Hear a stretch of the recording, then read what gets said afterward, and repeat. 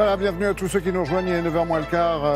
On poursuit notre bloc-notes avec Isabelle Charançon. Tout de suite à suivre. Alors, je croyais que vous alliez nous parler mode et d'une célèbre maison, mais non, en fait, vous nous amenez en bateau. Ah oui, exactement. Un bateau incroyable, un paquebot qui a été installé à l'intérieur du Grand Palais. Parce dans que la nef, là. À l'intérieur, exactement. Grand Palais c'est à Paris, je précise. le terrain de jeu voilà, de la maison Chanel, voilà, qui a décidé de nous emmener en croisière sur un bateau qui se baptisé La Posa, un clin d'œil à la maison de vacances, villégiature de Gabrielle Chanel qu'elle avait dans le sud. Imposant, hein, la photo derrière vous. Là, 500 personnes ont travaillé sur ce bateau et il y a eu plus de 10 jours de montage. Parce que, Chantier de Saint-Nazaire.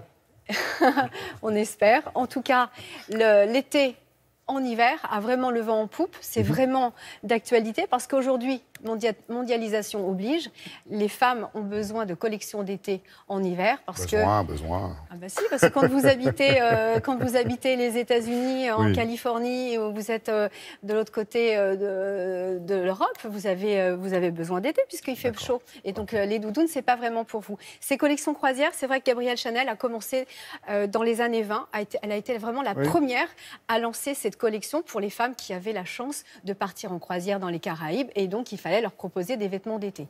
Aujourd'hui, les marques ont compris qu'il fallait de plus en plus proposer une collection importante qui est en vente dès le mois de novembre jusqu'au mois de mars. Et effectivement, aujourd'hui, tout le monde s'y met. Première escale, le Grand Palais avec Chanel. Regardez.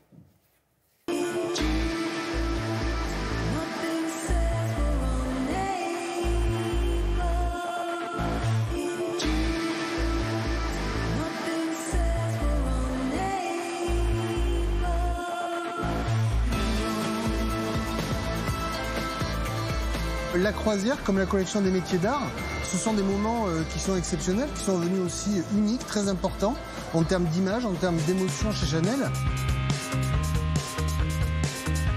Depuis 2000 qu'on voyage à l'étranger, on a été à peu près dans toutes les grandes villes du monde, sur les 5 continents. Et aujourd'hui, on a décidé de revenir à Paris parce que ça correspondait bien à l'inspiration, à l'imagination, aux envies du moment. Et on est plus dans des décors imaginaires que dans des décors réels. C'est la raison pour laquelle on est là, ici au Grand Palais. On va embarquer nos invités comme ça pendant quelques heures dans l'univers de la marque.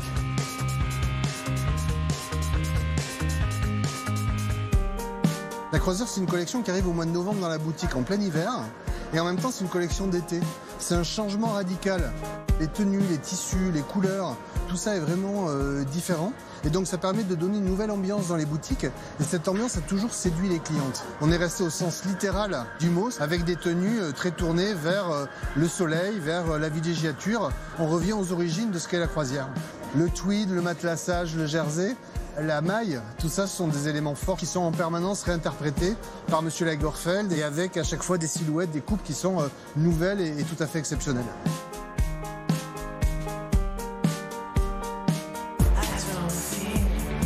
Un défilé, c'est comme la construction d'un film, ça devient une histoire qu'il faut raconter. On est vraiment dans l'imaginaire et le décor fait partie de cet imaginaire. L'ensemble de ce décor va être recyclé, réutilisé, valorisé et rien ne sera gâché. Ça fait partie des engagements éthiques de la marque. La croisière, c'est déjà un clin d'œil à Gabrielle Chanel. C'est elle la première qui a commencé à développer ce vestiaire tourné vers la villégiature, vers la mer, vers les séjours qu'elle pouvait faire à Roquebrune ou d'ailleurs à Venise, etc. Après, d'un point de vue plus commercial, il y a eu la croisière, qui était vraiment la collection destinée à ses clientes internationales, surtout américaines, qui partaient aux Caraïbes. C'est ce décor qui va porter, qui va propulser, qui va être une rampe de lancement pour cette collection, qui a un rôle de plus en plus important. Et puis surtout, ça sera vu partout dans le monde.